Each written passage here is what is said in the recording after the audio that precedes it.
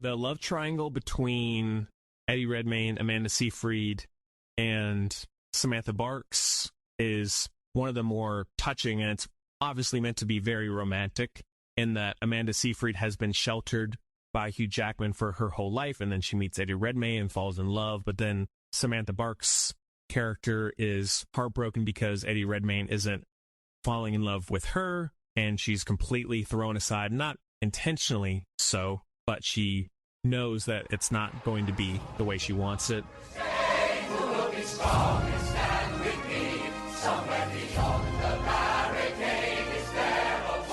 Hello everybody, welcome back to the FilmBudsPodcast. This is episode number 582, and my name is Henry. This time around I have a collection show which is covering the films of director Tom Hooper, going from The King's Speech all the way through Cats, the 2019 film, and then I will be also including a few bonus reviews, which are Eddie Redmayne's The Theory of Everything, Hugh Jackman's The Greatest Showman, and then the Disney Plus original Hamilton. So should be a great time. Thanks as always for joining us. Please rate, review, subscribe, like, follow, watch. Check us out on YouTube if you've not yet. Please subscribe there as well. But we have a lot to talk about, so let's go ahead and get into it. Take a listen. Let's get to The King's Speech, which is the first Tom Hooper film that I will be discussing. And I know that Tom Hooper has a couple films and miniseries that he did before this, but I figured since most of those have a fairly small following, that this might be the best one to start with. If anyone is upset out there, let me know and I can review those at a later time, but it felt at least somewhat sensible to begin here. So The King's Speech came out in 2010, stars Colin Firth, Jeffrey Rush, Helena Bonham Carter, Derek Jacobi, Robert Portal, Guy Pearce, and the synopsis is: the story of King George VI, his unexpected ascension to the throne of the British Empire in 1936, and the speech therapist who helped the unsure monarch overcome his stammer. So Tom Hooper is someone who is not a huge director. He's had some successes, obviously, with this one being his biggest, I would say, considering it won Best Picture that year. He definitely has fallen off the map a little bit after doing Cats, which we'll get to. I know that some people out there really dislike him. I don't totally get why. For me, I believe I saw Les Mis first, and then this, and then The Danish Girl, and then Cats, and I went back and watched John Adams and a few of his other earlier works. While he definitely has some flaws to his filmmaking, he nevertheless is still a director with a very specific vision. As I feel like I can spot it immediately. Like, oh yeah, that's a Tom Hooper shot. That's a Tom Hooper movie, even though he doesn't really have that many under his belt as of yet. As I talk about on the show a lot, having a specific style, making it your own, is very refreshing in this day and age where so many things are safe. It's just, let's make it look like television. It needs to fit into this cinematic universe, whatever. At least I can always enjoy, more so than a lot of other filmmakers, rewatching his films purely to see that individualistic expression.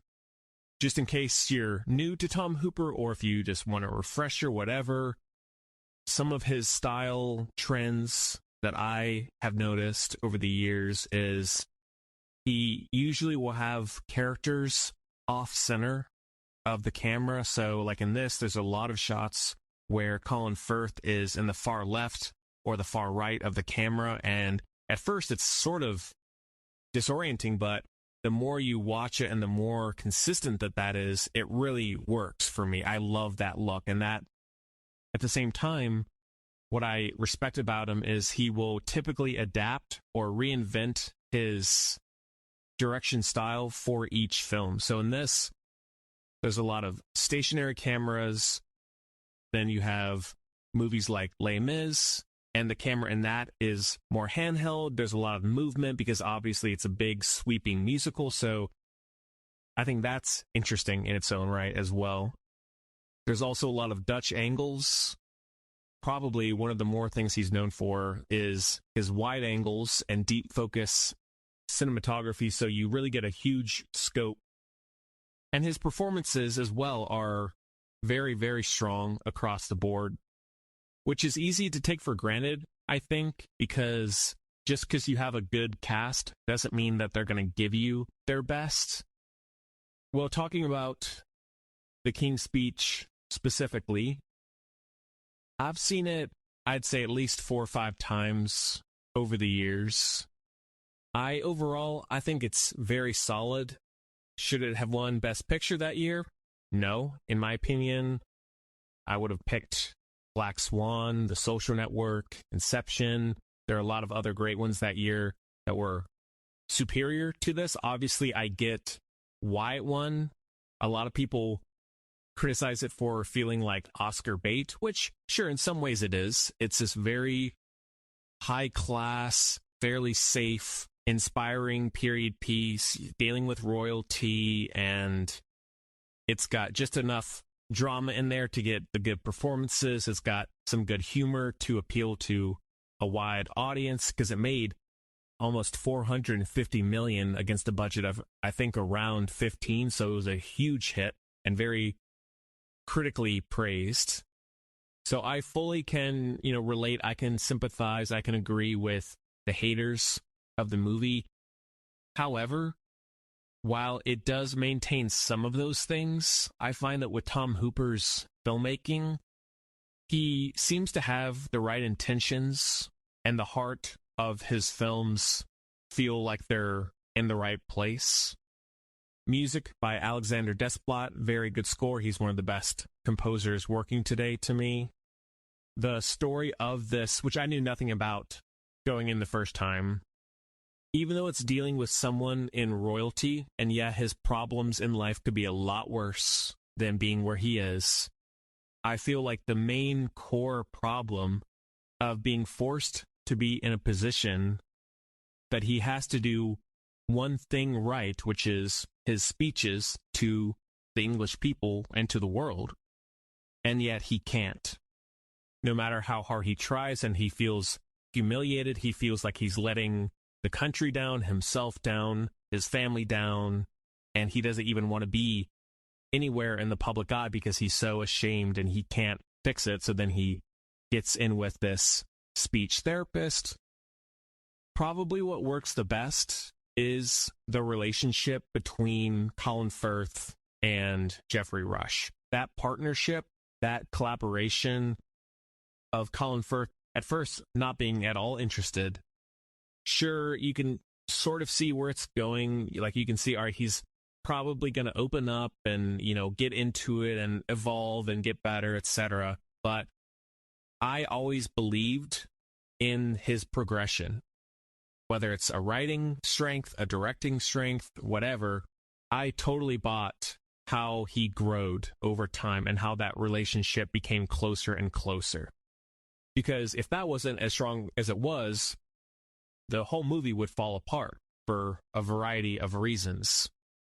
What's an emotional through line that I wasn't expecting at first and I had actually forgotten about is how his problem of the stammer or stutter stems from this childhood trauma, which I think nowadays, with how open people are and how braver that they're feeling to open up about their past traumas, whether it's childhood or not, that becomes infinitely more relatable. At least it was for me on this last rewatch, because there's no telling, and that's what's so horrible about especially childhood trauma, is you really don't know how it's going to affect someone or you as the years progress. And with his father being very overbearing and him starting to stutter and him developing, I guess you can just say, anxiety, his knees would knock together and his father made him wear braces. And so you see, like, oh yeah, like I would probably develop, whether it was a stammer or something else, yeah, I would be traumatized by this, especially if you're being held to such a high standard being in British royalty and in the early 20th century on top of that. Some other strong notes across the whole film: Helena Bonham Carter, who plays Colin Firth's wife, Guy Pearce, who plays the brother of Colin Firth, and yet Guy Pearce is seen as the disappointment because he's mainly just living life within royalty and not wanting to get into politics, into leadership. He has no real courage or ability or knowledge of how to do that, and the father dies. He has to step up, at least for a brief moment. The vocal exercise montage, when you see Colin Firth and Geoffrey Rush shaking their jaws back and forth or jiggling. The cursing monologue is hilarious. I know that's a standout for a lot of people as being a favorite. The final sequence when Colin Firth has to give this major speech for the country, the editing across the board, and that's another strength of Tom Hooper. His editing is so clean and fluid. I'm never losing track of the story. I'm always maintaining focus. But the build up to that speech and going in through the different long hallways and getting the radio room set up. One note, offbeat note, I'm someone who, I haven't always stuttered. I haven't had any issues like King George did, but even in my adult life, more so honestly in my adult life, I do stutter sometimes, maybe more so than others do. At least that's how I notice it.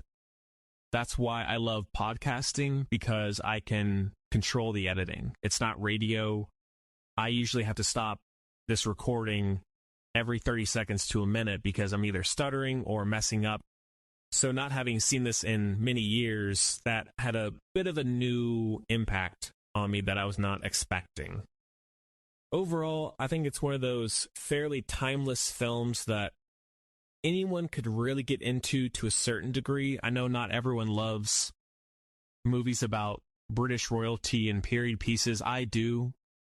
So that one is a heavy, heavy 4 out of 5. Let's get to Les Mis. Stars a huge cast: Hugh Jackman, Russell Crowe, Anne Hathaway, Amanda Seyfried, Sacha Baron Cohen, Helena Bonham Carter, Eddie Redmayne. And the synopsis is: in 19th century France, Jean Valjean, who for decades has been hunted by the ruthless policeman Javert after breaking parole, agrees to care for a factory worker's daughter. The decision changes their lives forever. So this, of course, is based off the classic novel by Victor Hugo. It's been adapted dozens and dozens of times in film and television.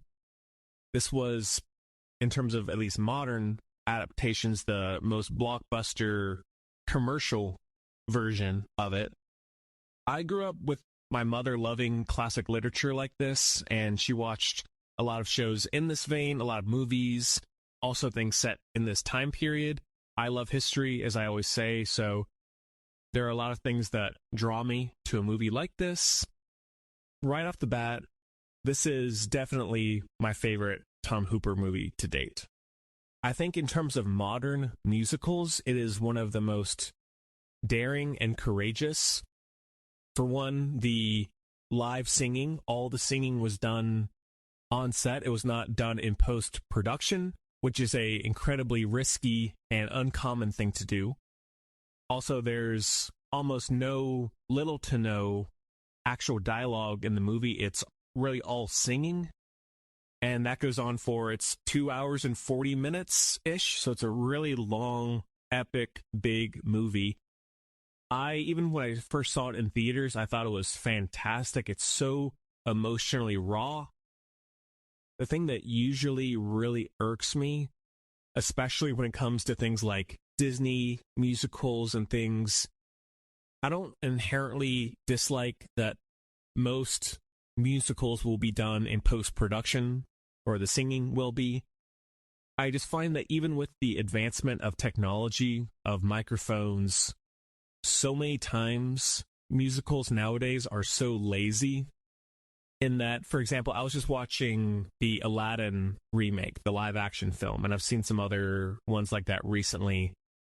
The singing, the staging, the sound design of those songs feels so artificial. I don't feel like I'm actually in that world with him singing, because whenever you have someone twirling around on screen or facing away from the camera or running as they're singing, there's no real, to me, I never really notice much of a thoughtfulness when it comes to changing how the sound comes across, how the voices come across based on what they're doing. Whereas in this, Les Mis, you see Hugh Jackman, you see people walking around. If they're running, if they're in a huge crowded place, it feels like things are not perfect. And that's what I wish all musicals would do. Performance-wise, though, everybody is amazing, except for one person. Hugh Jackman, this is, aside from Logan, this is probably my favorite performance of his. He is so passionate and committed, and if you know anything about Hugh Jackman, he's very, very much a part and has a love for the Broadway world, the musical world, the theater world. So this is right in his wheelhouse and shows you such a great range of his style of performances, but he is perfect as Jean Valjean.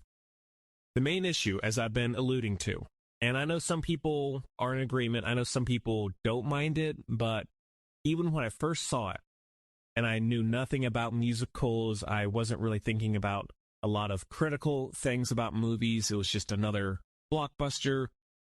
Russell Crowe, his singing in this is horrendous. It feels so tone deaf, especially when he's going against, within the same scene or in a montage, he's singing with people like Hugh Jackman. Makes my ears bleed. And I don't mean to be too mean, sorry, but it ruins this movie from being a 5 out of 5. It would be a 5 out of 5 if Russell Crowe had been replaced with someone else or a different person cast. And really the worst moment in all of it is there's the One Day More song or chorus towards the end, maybe 2/3 of the way in, when the whole cast is singing in unison and they're cutting back to all the different locations where their characters are. And for some reason, he seems to have, from a volume standpoint, the most presence in that moment. Because otherwise, I don't really have that many issues. I have a lot of things to say about it, so bear with me in terms of things I like. Do you hear the people sing, One Day More, empty chairs at empty tables, like it really, there are so many different styles and varieties of songs and where they're staged, the choreography, some standout sequences, even the beginning, definitely one of the most epic openings for a musical ever, when you have the French flag in the water, then you have that colossal opening set with the prisoners pulling in the ship with the ropes, and it's raining, and Russell Crowe is walking on that walkway above and looking down on them. The sequence at the church when Hugh Jackman tries to steal the silver because he's so desperate for money and he just needs to get away from this poor, impoverished prisoner life. And that's when you meet the original Jean Valjean actor who plays the priest. And that soliloquy by Hugh Jackman of him walking out of the church and poses on the mountainside. One of the most popular because it won her an Oscar. Anne Hathaway's song towards the beginning.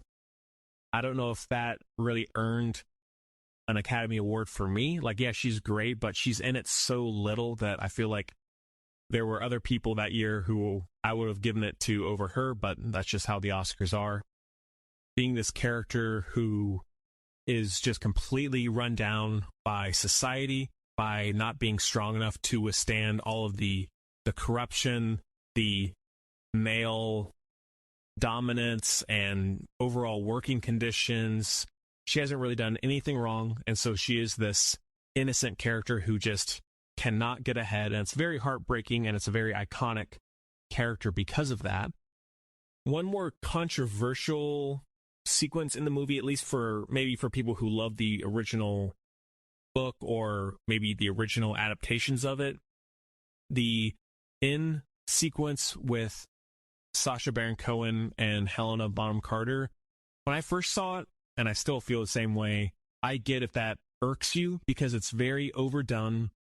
The character designs are crazy, but just in the context of the movie with this adaptation, sure, you could have toned it down, but honestly, with how weird it is, that's what makes it interesting in some ways, and it's very funny and gross and very sexualized. The young boy in this, the blonde kid, he's amazing. Like, talking about a kid pulling off an incredible performance at a super young age, like, I can't imagine being a kid and being in this huge movie, being expected to sing live, along with all the choreography, the rugged conditions. It's really impressive. Talking about the historical side of it, the French Revolution, there's so much going on in that time. There's so many different kinds of stories that you can tell in Victor Hugo, obviously, considering its stature in literature. He did an incredible job capturing all of that and creating a lot of very timeless classic pieces and themes and dealing with oppression and freedom and redemption. Because the whole movie, yes, I understand, like, it's exhausting to watch. When I watch it, it's exhausting, but in a satisfying way. There are plenty of other movies at this length in this style that I just want it to be over, and I'm not getting much out of it at all, but I'm always blown away by how much they're able to pull off as well as they were. So when the credits roll, I'm like, man, that was an experience. And that's what we need more of in blockbusters. A few other things real quick. The battle in the streets with the blockade and certain characters dying and those sacrifices being made for the good of the people. The suicide of Javert. Honestly, I was not upset that he died because I was like, okay, at least we don't have to have Russell Crowe sing again. Sorry, not sorry. That's how I felt. But whether you're a fan of musicals or not, I encourage you to check this one out. Give it a revisit if you have seen it. That is a heavy 4.5 out of 5. Let's get to The Danish Girl, which came out in 2015. Stars Eddie Redmayne, Alicia Vikander, Amber Heard, Ben Whishaw, Matthias Schoenaerts. And the synopsis is a fictitious love story loosely inspired by the lives of Danish artists Lily Elbe and Gerda Wegner. Lily and Gerda's marriage and work evolve as they navigate Lily's groundbreaking journey as a transgender pioneer. Well, when this one came out, it was a pretty big deal for a variety of reasons. It was, of course, a follow-up to Les Mis for Tom Hooper. Eddie Redmayne had just won the Oscar for The Theory of Everything, which we'll get to for a bonus review. Firstly, I understand why some people really hate this film, with one of the main things being it's a movie about a transgender person made by all straight people. You know, they called it a transgender movie for straight people, essentially. Eddie Redmayne has even come out and said recently that I regret taking that role. The overall message or the construction or concept was misguided. You know, it should have been done differently. However, there are other things typically to enjoy. So that's mainly what I'm going to speak about. The setting overall, as I always say with all of Tom Hooper's films, it looks incredible. He uses a lot of low-angle shots to really accentuate the huge high ceilings and these big city landscapes. The apartment of Eddie Redmayne and Alicia Vikander. Another good score by Alexander Desplat. One thing that is, I guess, unfortunate and also ironic is I find that, not from a commentary perspective, but from a writing perspective, Eddie Redmayne's character, both as Einar and then becoming Lily, is the least interesting. I feel like it was the most shallow in terms of I don't need to fully understand every little thing about why Einar did what he did and who he became, but I feel like on an emotional level, on a mental level, there's not that much explored within the character. It's just here, I need to do this. Because Alicia Vikander, by far, goes through the most interesting arc.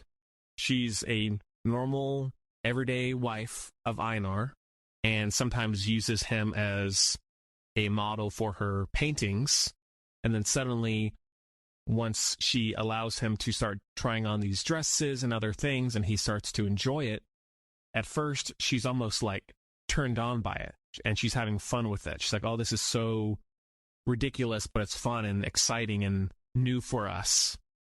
However, later on, she realizes that this is not just a fad for him. This is who he actually wants to become, and she struggles with the support of Lily and struggling with her own emotions of, I want my husband. You know, there's that great scene where her hair's all wet and scraggly towards the end, and she's like, I want to see my husband. And she's looking at Lily, and Lily is like, basically, he doesn't exist anymore. And so then she's trying to deal with, okay, am I going to stay with Lily? Not from a societal perspective, but for my own well-being, my own happiness.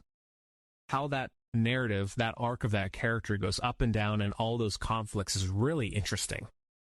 When it comes to Eddie Redmayne, I think he's a very interesting actor. He already has some very iconic performances aside from this.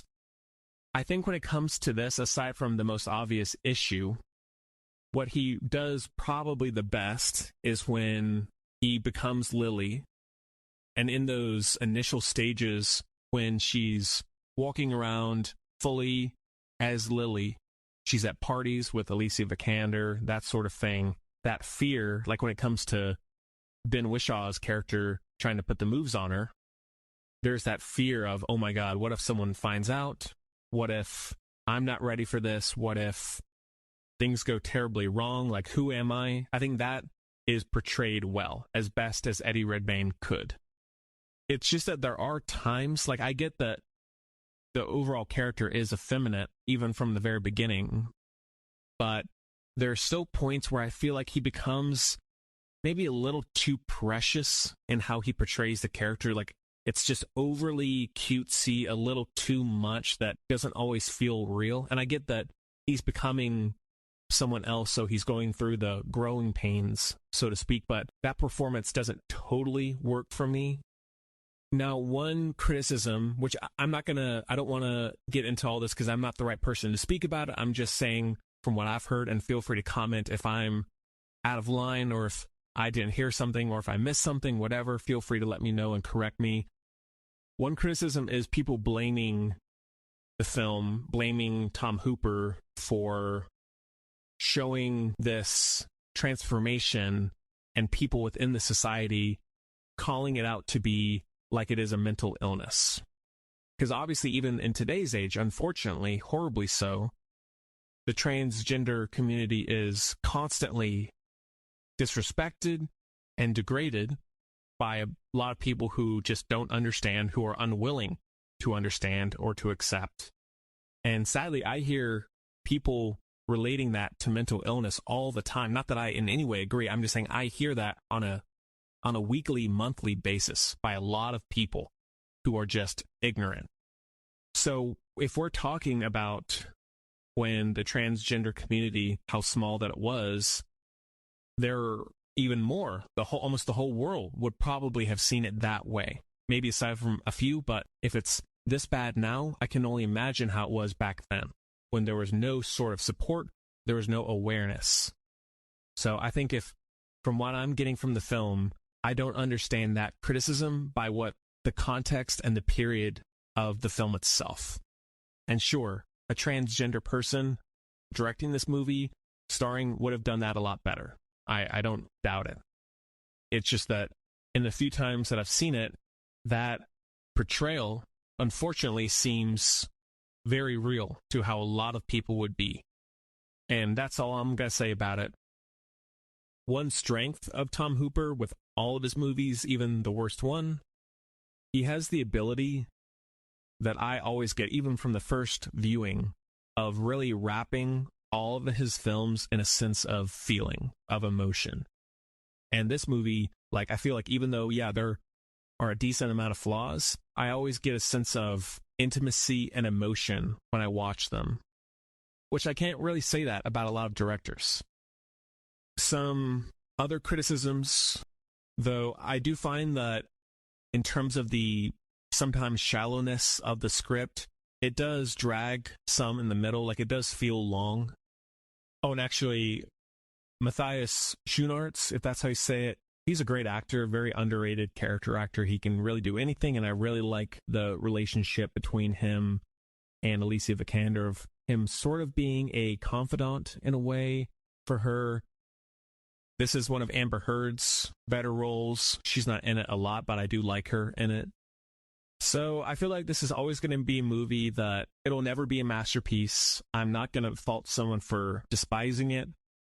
It's definitely too bad that of this character, of this woman being a transgender pioneer, this is the only movie, at least for the time being, that we're going to get of her.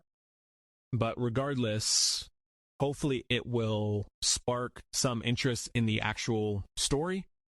Sometimes fictionalized stories like this can do that. That's how it's been for me. I've watched movies of all kinds that change the timeline or certain aspects of a character in history or a person in history, and I discover the truth about it all, and I probably would have only gotten there if I had seen that movie.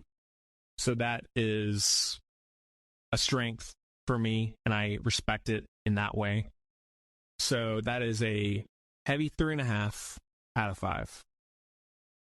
Let's get to the last Tom Hooper film that I will be covering, which is Cats from 2019. Stars James Corden, Judi Dench, Jason Derulo, Idris Elba, Robbie Fairchild, Francesca Hayward. The cast is sort of all mixed up on this list.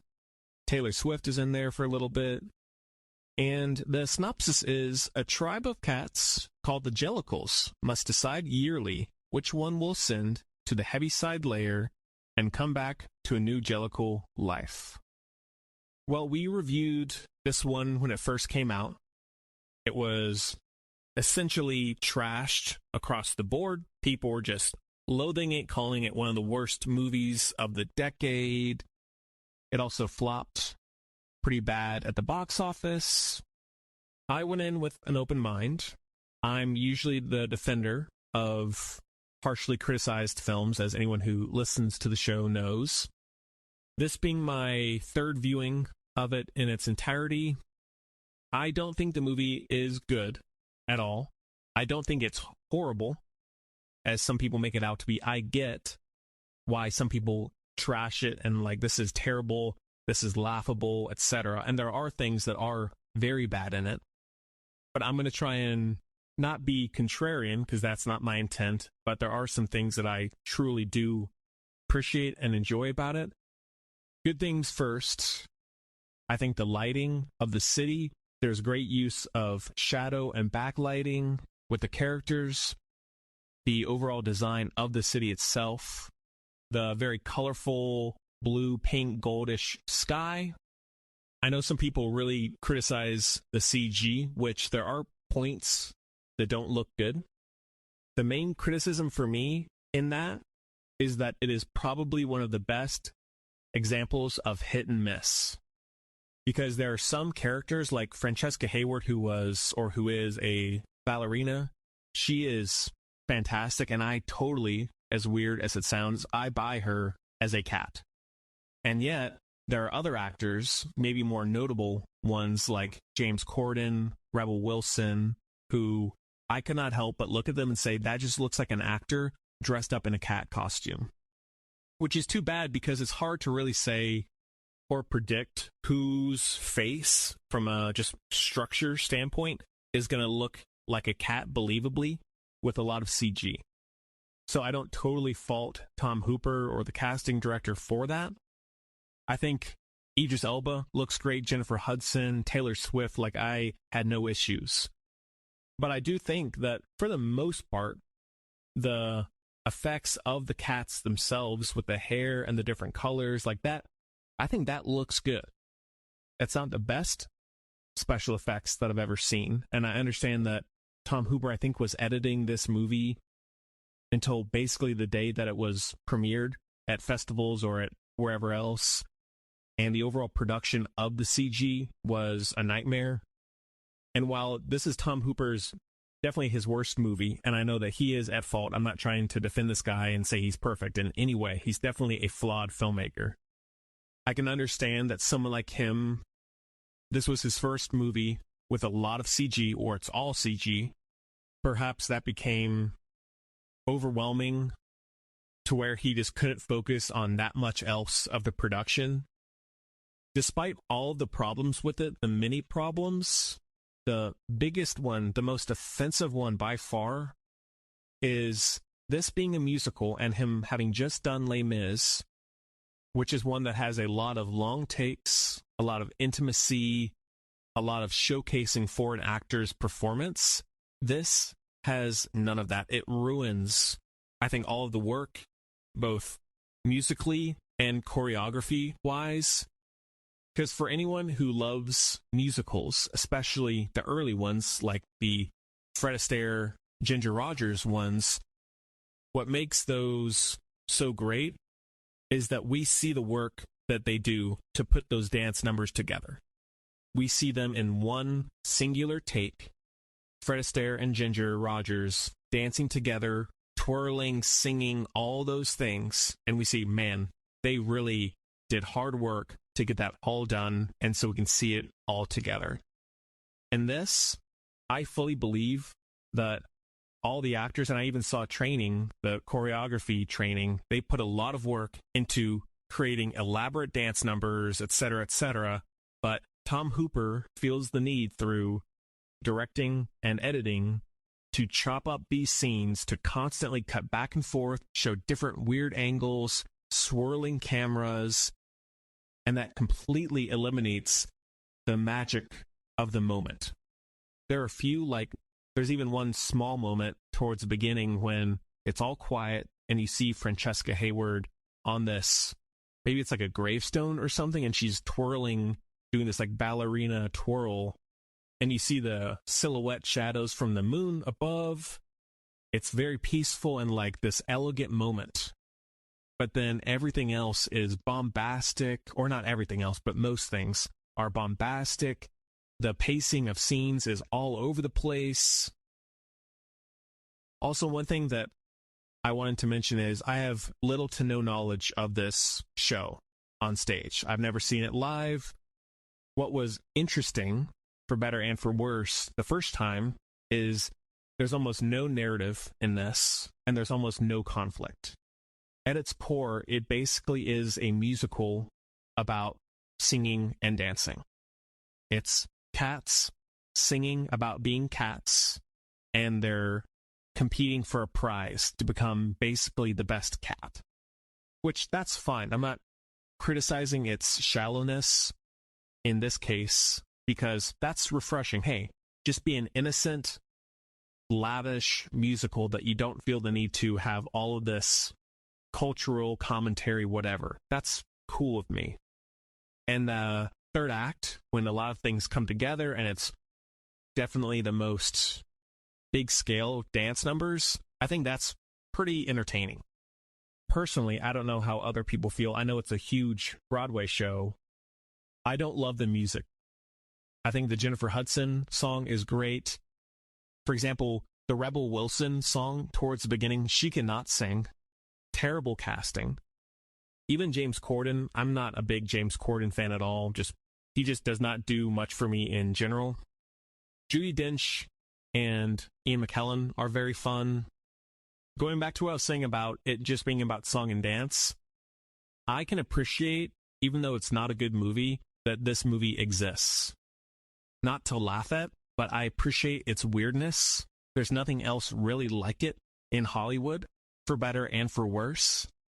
There is a plot because they're just desperate to have some plot in this, of this boat scene, like this kidnapping rescue thing that didn't need to be there. Like, there's already so little that I don't feel the need to have that in there falsely, because even when I first saw it, it just felt out of place. I'm like, why are we on this boat?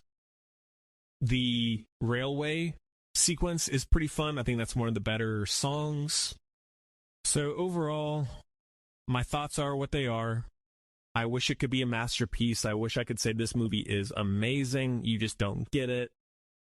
I'm going to probably rewatch it at some point. Can't help it. I don't know why or what's wrong with me, but just how I feel. So that one is a light 2.5 out of 5. Let's get to a bonus review, the first of 3, which is The Theory of Everything. Now, this is one that it has no relation to Tom Hooper. I wanted to cover it because it is one of Eddie Redmayne's biggest performances, and I couldn't really think of another upcoming show that I would include it on. So hopefully it makes sense to put it in this collection. So it came out in 2014, is directed by James Marsh, stars Eddie Redmayne, like I said, Felicity Jones, Emily Watson, Charlie Cox, and the synopsis is: Stephen Hawking gets unprecedented success in the field of physics, despite being diagnosed with motor neuron disease at the age of 21. Well, this one really launched. I mean, Eddie Redmayne had already been in a few things, like My Week with Marilyn, Les Mis.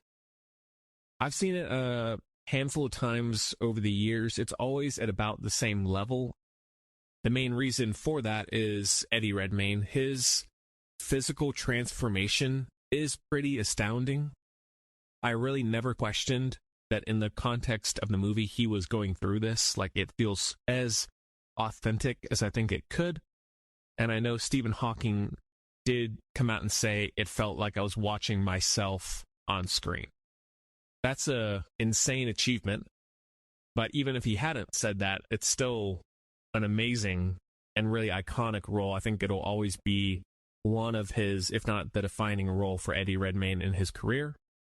I think what I really, and it's on rewatch, is that I really noticed this. What I really appreciate about the movie is that it's not just all about him being diagnosed with motor neuron disease. Really, the main focus is the marriage. It starts with that, of the meeting, the meet cute, and then the final moments of the movie are not about him struggling or anything with health or medical problems. It's our family. Because I timed it, it's about, I think, past the first act, maybe 30, 40 minutes in, when he actually does get diagnosed. So that first part is him just in school. It's him meeting Felicity Jones or Jane, and you just getting to spend time with him. It doesn't feel like it has that exploitative setup of, or construction of saying, all right, we're going to show you how bad this hit him, and et cetera, et cetera. It doesn't feel like that at all. It feels very thoughtful and kind. Of course, Stephen Hawking was brilliant, one of the most brilliant people of all time, and considering he did get diagnosed with this disease at 21, and he lived decades when they said he would only maybe live 2. That in and of itself, even if he hadn't done all the other scientific things that he did, it still would have been unbelievable. The little teases of him struggling with his movements, like when he's tripping on the stairs or knocked something off the table, that I think is done very subtly.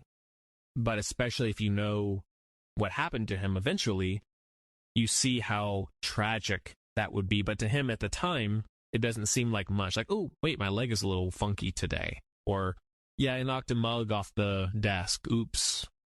But you know what's coming. And it is so tragic when there's that scene of he is diagnosed and they say, well, you may have a lot of amazing thoughts and ideas in your head, but sooner or later, no one is going to be able to hear them because you're not going to be able to speak on your own.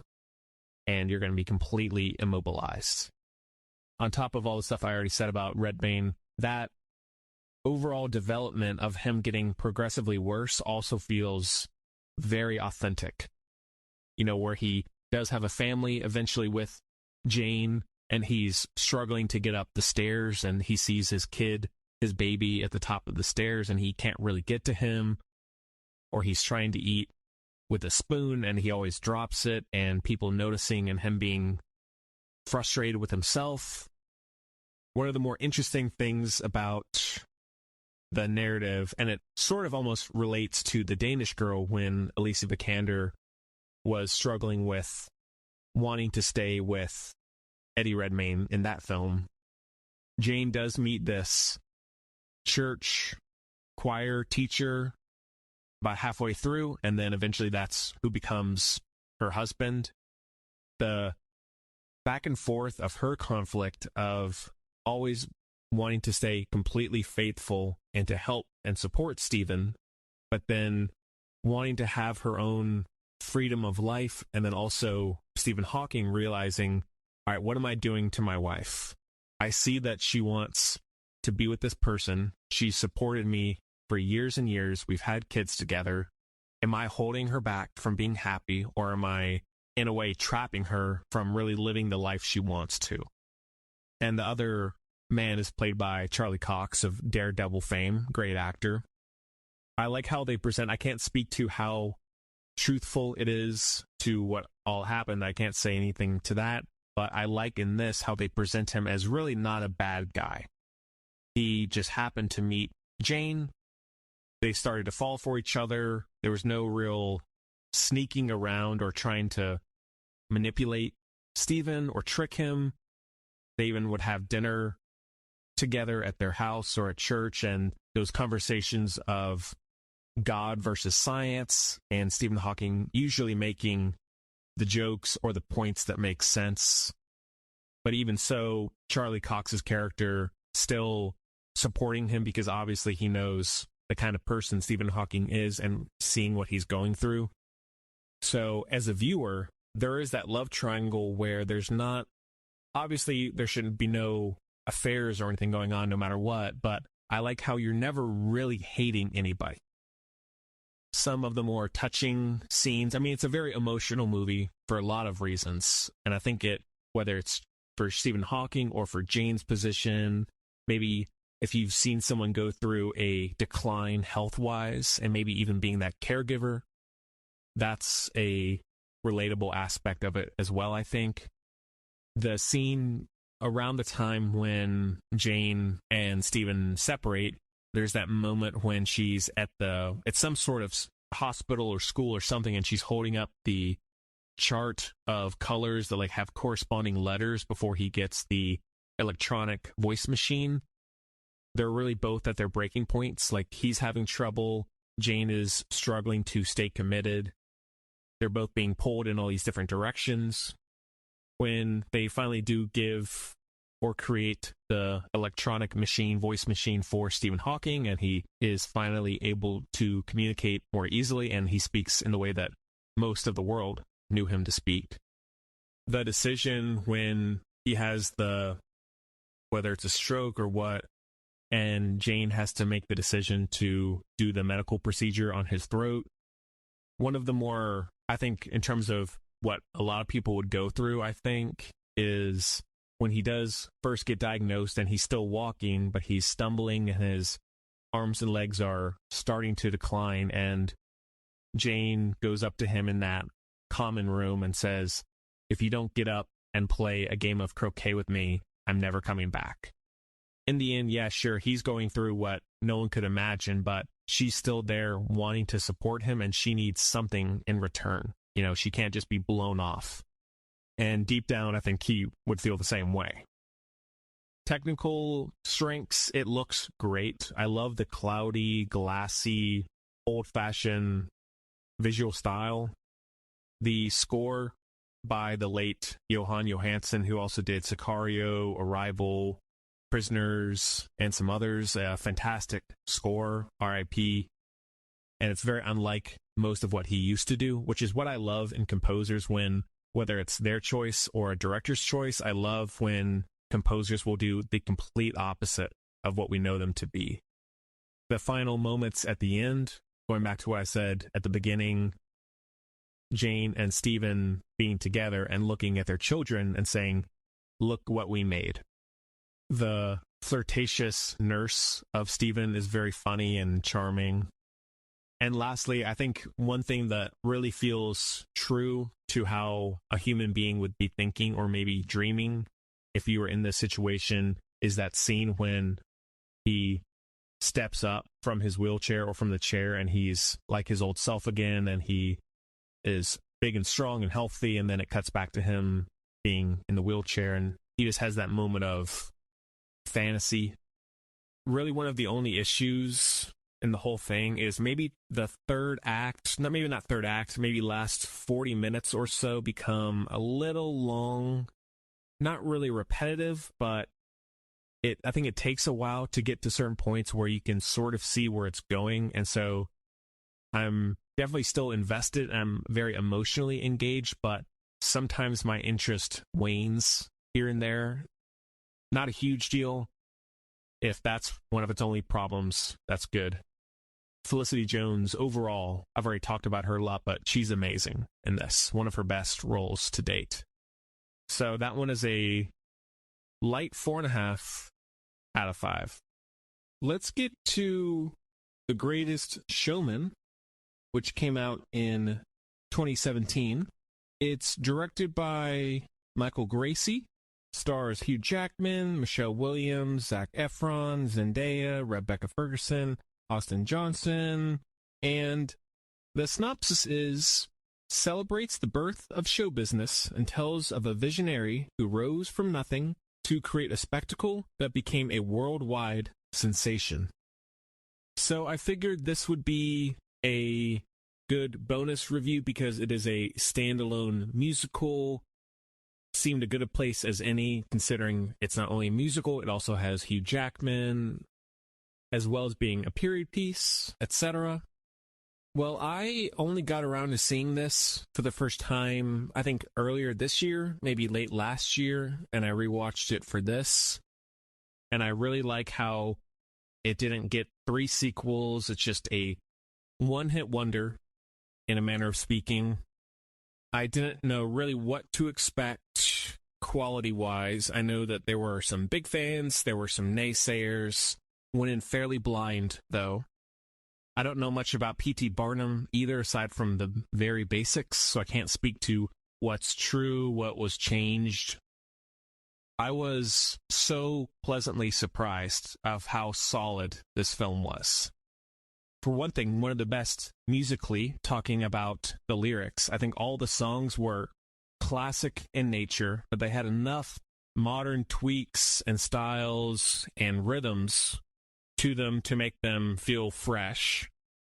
I could actually understand what all the actors were saying while they were singing, which is a rarity. And sure, in some ways, it's looking at these things through rose-colored glasses, but there's only so many ways to present a film like this, a spectacle. It's Hollywood, so it's going to be lavish, it's going to be big. So I didn't really have a problem with it being a little bit more sentimental than it might otherwise be. Hugh Jackman is amazing, as he always is. Zac Efron, this was around the time of his Efronaissance, one of his bigger breakout roles. And I've been a fan of his for years. I think he's great, has great variety. The story of Barnum, of taking these people who would otherwise be thrown away, ignored by society, and bringing them to the spotlight, I appreciate that for what the context of the movie is and for what the film is. I think it's done with the right intentions and the right heart, making these people feel welcome, giving them maybe not necessarily fame, but giving them pride and showcasing their talents. Even in some ways, the Pollyanna nature of Barnum, he just is constantly optimistic and wanting to see the best in people, wanting to try even if he fails. Cinematography, lighting-wise, fantastic. The movie looks beautiful. A lot of natural colors, but it still feels vivid, just enough. The ending sequence, such a satisfying, fun, honestly, a sensational climax to that. When sometimes movies like this can falter in the third act, really the third act is one of the best parts. The Rewrite the Stars song between Zac Efron and Zendaya, Rebecca Ferguson's character and her song, but also the romance or the flirtation between her and Hugh Jackman, which hurts his marriage and then also gets out in the press. The This Is Me song, I know, is one of the more popular favorites. I feel like this movie is just a great example of showing the power or magic of musicals when everything comes together. There's a million things going on in a scene, in a musical piece, and you just can't help but get wrapped up in it. And even that underdog story, I'm not trying to praise Barnum here, the underdog story within the narrative of him coming from nothing and wanting to marry Michelle Williams, who's come from a very wealthy, prestigious family, the father not being okay with it and saying, you're gonna be living on the street basically with this guy, like this is the wrong move. But in the end, the love between them is what carries it, and I bought that. I definitely will see myself going back to this every so often if I need a smile on my face. Definitely one of the best musicals of the 2010s. That one is a heavy 4 out of 5. Let's get to the last movie in this collection, which is Hamilton from 2020. And it is a recording of the live show, and it's on Disney+.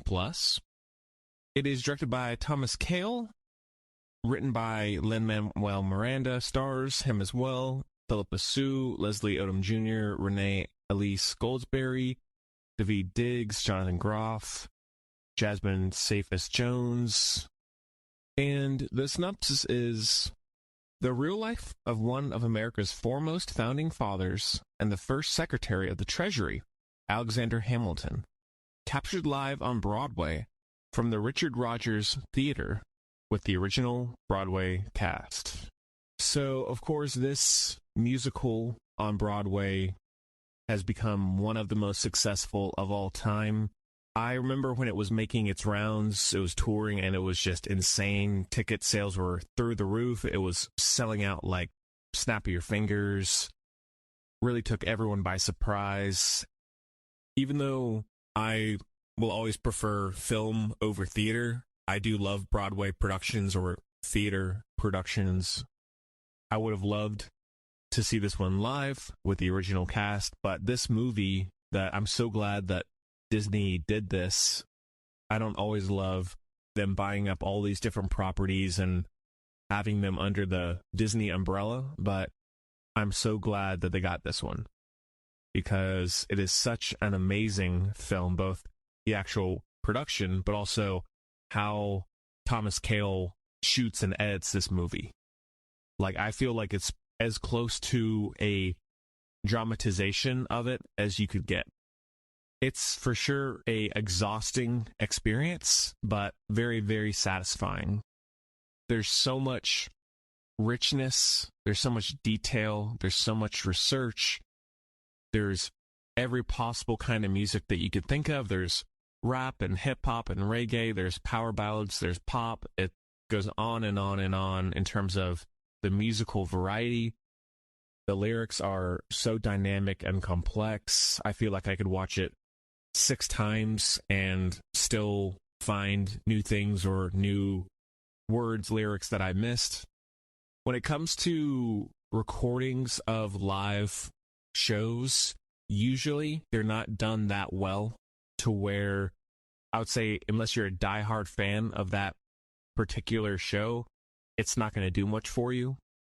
In this, you get to be right up close to the actors. You can see the sweat and saliva on their faces. You get a chance to really admire the production design as well as the costume design. For me, that's one of the reasons why I don't love theater as much as film, is because I feel like if I'm seeing it live, I'm missing a lot of the nuances. One of the more celebrated parts of how this was put together by Miranda is that all of the founding fathers in this are played by non-white actors. So it's basically asking the question, what would America look like if it had been founded by not white people, to be blunt? What makes it even better is that through the use of music, especially modern music, it seems to have at least opened its audience up to a lot of younger people. Whereas a normal play about Alexander Hamilton on Broadway probably would have not brought that same audience or had the same impact. I'm sure it wouldn't. But with all the theater productions that I've seen in my life, which is not a ton, but I've seen a decent share, I've never seen one like this that has so much energy, so much life to it. Because not only talking about the strengths of writing and the cultural aspect, but in terms of direction, there's tonal changes instantaneously, going from happy to sad. There's anger to happy. Like, it's really just, again, snap of your fingers clicks that feel completely fluid. I'm never thinking like, oh man, that was jarring and felt out of place. And there's also a few little bits of language in there, but I feel like it's done tastefully, and it's also done for comedic effect. So with the time period itself and with the kind of show that it is, I didn't mind that there was a little bit of that in there. That also, I guess, helps it feel slightly more modern, postmodern, revisionist, whatever. Some notable scenes or songs: the Alexander Hamilton opening, the first song by Jonathan Groff, who plays the king. I knew Jonathan Groff could sing before this, but he is definitely a standout. His singing is insane. And he had such great comedic timing when it came to the jabs at the British, at the king, but also hinting at really a tyranny and what he might do to the American people. The Satisfied song by Renee Elise Goldsberry. Also the Yorktown sequence as a whole, where it's not only a great song, but you also see the pivotal moment with Alexander Hamilton stepping up and taking command. I could go on and on and on about all the songs. There's dozens of songs in there, and none of them are lackluster. Like, I don't say this often, and especially since I do sometimes rag on Lin-Manuel Miranda since Hamilton, because I feel like now that he's such a success, Disney wants him to be part of every single musical that they do, and so sometimes his style just doesn't fit or becomes repetitive, or I wish that they would find other voices. I get why they're hiring Miranda for all these things. I would be taking all the jobs that he's being offered too, so I don't blame him, but as a viewer, sometimes I have issues with that. Nevertheless, this is for sure what he will always be known for, because it is really the work of genius. I don't know if they're ever going to do a live action dramatization, like an actual movie or show of this. I could see that happening for sure. Another personal favorite thing of this sort of project is that with its focus on history and a very pivotal moment in history, both the good and the bad parts, I hope that it makes young people especially curious about the time period and they look into it further. That is a heavy 5 out of 5. All right, well, that is about it. Keep an eye out for upcoming interviews. Got some good ones coming up soon, so don't worry. Things have just been a little bit busy lately, so I haven't had as much time to get those scheduled, but hopefully this was entertaining for you. And as always, hope you enjoyed it even half as much as I did, and I'll see you next time, y'all.